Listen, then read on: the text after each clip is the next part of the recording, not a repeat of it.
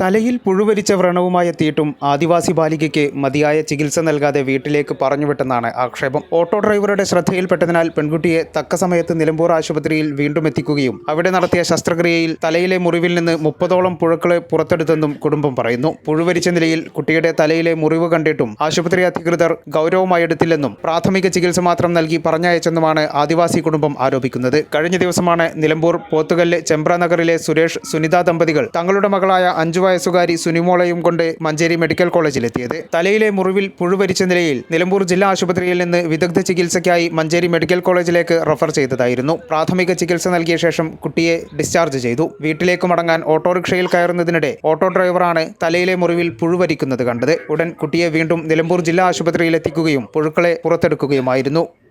എൻ്റെ പേര് മണികണ്ഠൻ. ഞാൻ സ്ഥിരമായിട്ട് ട്രൈബൽ രോഗികളെ കൊണ്ടുവരുന്ന ഓട്ടോറിക്ഷ ഡ്രൈവറാണ്. ഇന്നലെ പോത്തിൽ പഞ്ചായത്തിൽ ചെമ്പ്ര നഗറിൽ നിന്നും സുരേഷ് സുനിത ദമ്പതികളുടെ മകളായ സുനിമോളയും കൊണ്ട് നിലമ്പൂർ ഹോസ്പിറ്റലിലേക്ക് വന്നു. ആ കുട്ടിയുടെ ശരീരത്തിൽ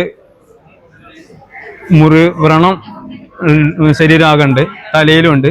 അതിൽ തലയുടെ പുറകിലുള്ള ഒരു വ്രണത്തിൽ പുഴു കണ്ടതിന് ഡോക്ടർമാരെ ധരിപ്പിക്കുകയും നിലമ്പൂർ കാഷ്വാലിറ്റി കാണിച്ച് ഡോക്ടറോട് പറഞ്ഞു ഇങ്ങനെ പുഴു ഒക്കെ ഉണ്ട്, അപ്പോൾ എന്താ ചെയ്യുന്നത് വെച്ചപ്പോൾ അവർ നേരെ മഞ്ചേരി മെഡിക്കൽ കോളേജിലേക്ക് റെഫർ ചെയ്തു.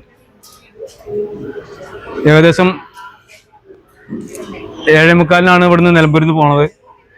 8:45 ആയപ്പോൾ മഞ്ചേരി എത്തി. ഡോക്ടർമാർ പരിശോധിച്ച് സർജറി ഡോക്ടറെ കാണിക്കണം എന്ന് പറഞ്ഞു. സർജറി ഡോക്ടറെ കണ്ട് സർജറി അപ്പോൾ ഒരു ഓപ്പറേഷൻ്റെ തിരക്കിലായിരുന്നു. അദ്ദേഹത്തോട് കാര്യങ്ങൾ പറഞ്ഞു, ഇങ്ങനെ പുഴുണ്ട്, അതുകൊണ്ട് ശ്രദ്ധിക്കണം എന്നൊക്കെ പറഞ്ഞ് ഞാനങ്ങനെ അവിടെ ഏൽപ്പിച്ചതിന് ശേഷം തിരികെ വീട്ടിലേക്ക് വരികയാണ് ഉണ്ടായത്. സംഭവം വിവാദമായതോടെ കുട്ടിയെ അടിയന്തരമായി കോഴിക്കോട് മെഡിക്കൽ കോളേജ് ആശുപത്രിയിലേക്ക് മാറ്റി. ആശുപത്രി അധികൃതരുടെ ഭാഗത്തു നിന്നുണ്ടായ ഗുരുതരമായ വീഴ്ചയെക്കുറിച്ച് അന്വേഷിച്ച് റിപ്പോർട്ട് നൽകുമെന്ന് മഞ്ചേരി മെഡിക്കൽ കോളേജ് സൂപ്രണ്ട് അറിയിച്ചു. ഓട്ടോ ഡ്രൈവറുടെ ശ്രദ്ധയിൽപ്പെട്ടില്ലായിരുന്നെങ്കിൽ കുട്ടിയുടെ നില കൂടുതൽ അപകടത്തിലാകുമായിരുന്നുവെന്ന് നാട്ടുകാരും പറയുന്നു. ഈ ചാനൽ ന്യൂസ്, നിലമ്പൂർ. അമ്മേടെ യൂണിവേഴ്സിറ്റിന്ന് അഡ്മിറ്റ് കാർഡ് വന്നുട്ടോ. ആഹാ, അത് നന്നായല്ലോ. അപ്പോ ഈ വിസയും ടിക്കറ്റ് ഒക്കെ വേഗം ശരിയാക്കേണ്ടി വരില്ലേ കണ്ണാ? വേണം. കാശ് എത്ര വേണ്ടി വരുടാ?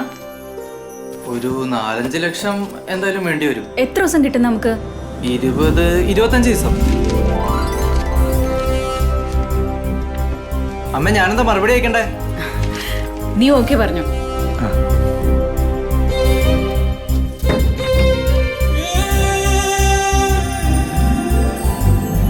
KSFE, ഈ നാടിന്റെ ധൈര്യം.